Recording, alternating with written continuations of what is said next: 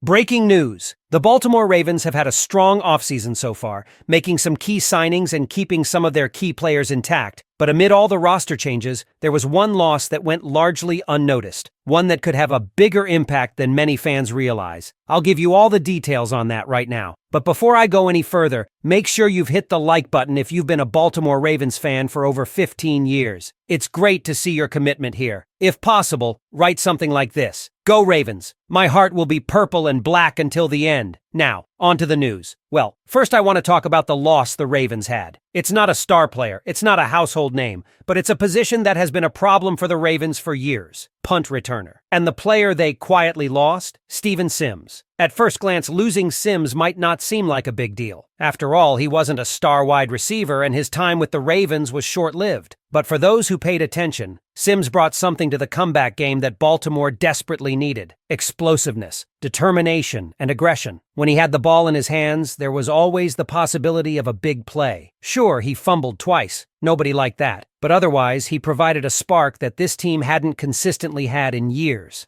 If you followed the Ravens closely, you know that punt returner has been an area of constant uncertainty. Devin Duvernay, James Proche, Tylan Wallace. Baltimore has cycled through multiple players trying to find a reliable option. Wallace had his moments, including that unforgettable return against the Rams, but he never truly locked down the job. Sims, despite his brief tenure, looked like he could be the answer. Now, he's gone, signing with the Seattle Seahawks to reunite with former Ravens defensive coordinator Mike Macdonald. So where does that leave Baltimore? Once again searching for an answer at punt returner. And with the draft coming up, this could be a position the Ravens look to address. They have 11 picks. Yes, 11. And if history tells us anything, they'll use every single one of them. Could one of those picks be spent on a return specialist? It wouldn't be shocking. But special teams isn't the only area of concern. The defense is a hot topic among Ravens fans right now, with many debating where the biggest needs lie. Some argue that edge rusher is the top priority, while others believe that safety could be a game-changing addition. One name that has surfaced in discussions is South Carolina safety Nick Emenwari. At 6 feet 3 inches, 220 pounds, with a blazing 4.3 speed and a 43-inch vertical, he's got all the physical tools to be a difference maker. Add in the fact that he models his game after Kyle Hamilton, and suddenly you start wondering, could he be the perfect complement to Baltimore's rising star safety? Hamilton's versatility was a major reason the Ravens' defense thrived last season under Macdonald. Now, with Macdonald gone and Zach Orr taking over as defensive coordinator, the question is, will Baltimore continue using Hamilton in the same way? If they draft a player like Emenwari, it could free up Hamilton to move around even more, creating nightmares for opposing offenses. And let's be honest, Ravens fans are tired of seeing Jamar Chase and T. Higgins dominate their secondary. Adding another athletic, playmaking safety could be a step toward fixing that problem.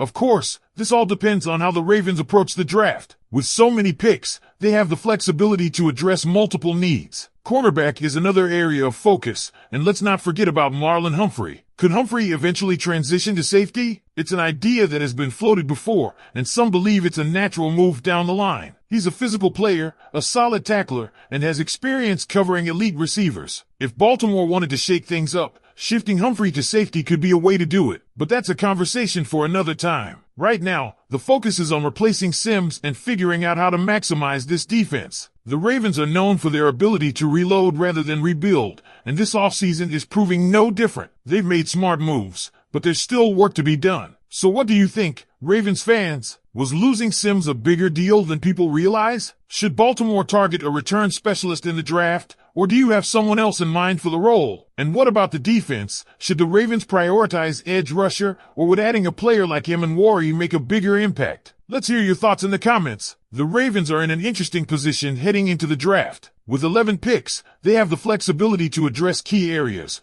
but the front office must be strategic in how they use those selections. Eric DeCosta has always preached best player available, but this year, team needs might play a larger role in their decision-making. One major question mark is the pass rush. Losing Jadeveon Clowney was a tough blow. He wasn't just a solid veteran presence, he was a game-changer in crucial moments, leading the team with 9.5 sacks last season. He consistently pressured quarterbacks and set the edge against the run. Now, the Ravens are left with a group of young and proven edge rushers. Odafoa and David Ohabo both have potential, but potential doesn't win games, production does. Owa flashed at times, but he hasn't developed into a dominant force. Ohabo, on the other hand, has been slowed by injuries since entering the league. That leaves a big gap. If the Ravens want to compete with the best in the AFC, teams like the Chiefs, Bengals, and Bills, they need to generate pressure without having to blitz constantly. That's where a player like Darius Robinson out of Missouri could come in. He's explosive, powerful, and has the ability to rush both inside and outside. The Ravens love versatility in their defensive linemen, and Robinson fits the mold. If he's available when Baltimore is on the clock, he could be the kind of pick that keeps this defense among the league's elite. But there's another area the Ravens need to consider: wide receiver. Yes, they have Zay Flowers, who looks like a future star, and they still have Rashad Bateman,